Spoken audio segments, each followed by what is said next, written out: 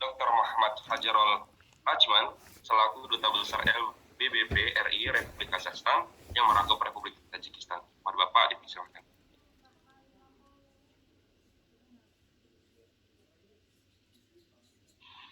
Assalamualaikum warahmatullahi wabarakatuh. Om Swastiastu, Namo Buddhaya, salam kebajikan, salam hormat dari Nur Sultan, Kazakhstan. Saya Dr. Fajrul Rahman, Duta luar biasa dan berkuasa penuh Republik Indonesia untuk Republik Kazakhstan, merangkap Republik Tajikistan. Pada kesempatan ini berbahagia sekali saya bisa ikut bertukar pikiran dalam kegiatan global CEO PPI Dunia dengan tema Digital Come Over, Scale Up Together yang dilaksanakan oleh PPI Dunia melalui Direktorat Pengembangan Inovasi Bisnis dan Kemitraan. Izinkan saya sedikit bertukar pikiran, mudah-mudahan bisa memberikan sedikit masukan untuk pertemuan luar biasa dari teman-teman PPI Dunia di seluruh dunia. Saya mulai saja dari cerita dalam pekerjaan saya sehari-hari sebagai duta besar di Kazakhstan merangkap di Tajikistan. Sekitar sebulan yang lalu saya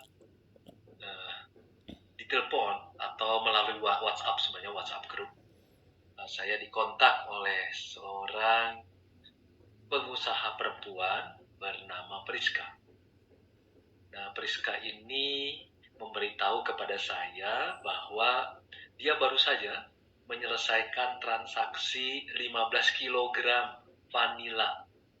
Bayangkan, 15 kg vanila dari Indonesia ke Kazakhstan. Saya tentu saja kaget.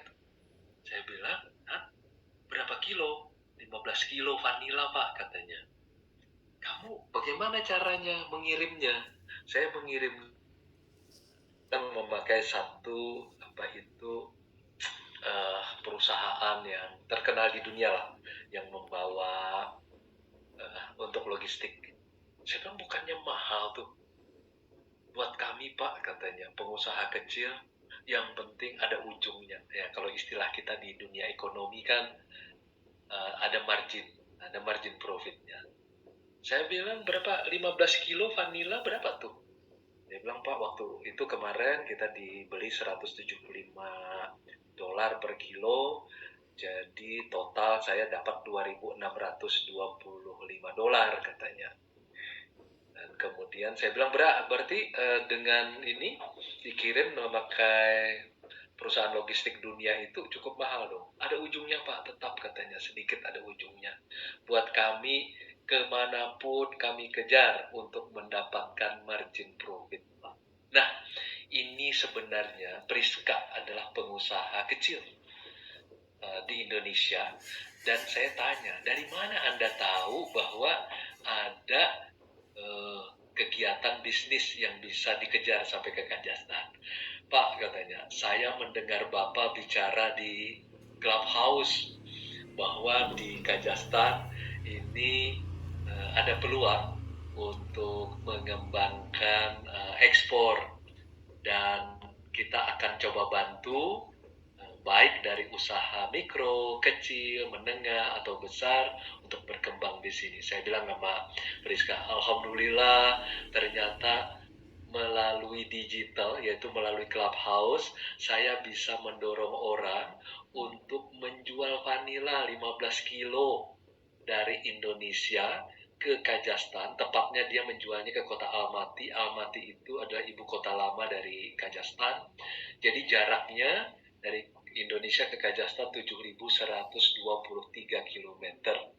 Dan dia mendapatkan untung lumayan katanya dari kegiatan bisnis, walaupun karena ini usaha kecil jadi dia dibeli oleh pembuat roti, dan itu beli sekali, nanti katanya setelah 3 bulan akan terus dibeli lagi. Nah, dari Priska inilah sebenarnya saya belajar bahwa tadi saya sebenarnya agak cemas juga tentang betapa jauhnya jarak dari Indonesia ke Kazakhstan, yaitu 123 km, dan itu berarti harus menambah transportation cost yang cukup besar. Tetapi buat orang yang CEO dari usaha kecil, dia tidak peduli berapapun jaraknya, berapapun jauhnya, sepanjang ada peluang untuk menjual barang yang dimiliki.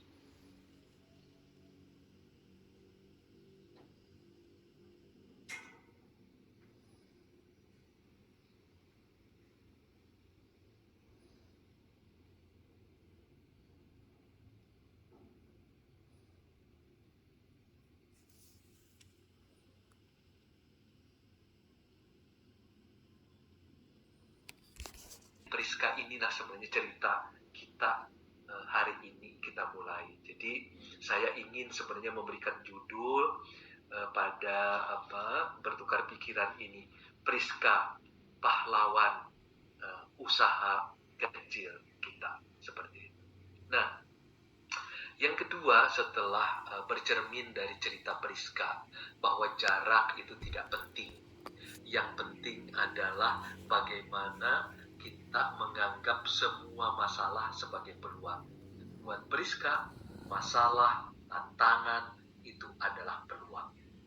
Nah, Priska ini adalah satu dari sekian pengusaha kecil yang ada di Indonesia yang berniat besar ingin berkembang menjadi pengusaha besar, bahkan ingin berkembang juga mendorong agar orang-orang seperti dia itu menjadi salah satu pengusaha yang bukan saja berani berusaha di dalam negeri, tapi juga berusaha lebih jauh sampai ke Kazakhstan, yang kadang-kadang namanya pun masih sayup-sayup sampai.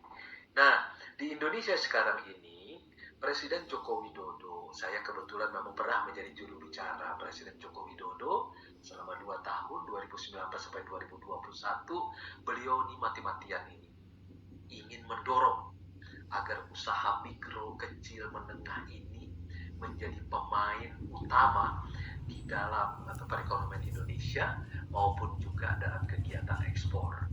Sampai hari ini berdasarkan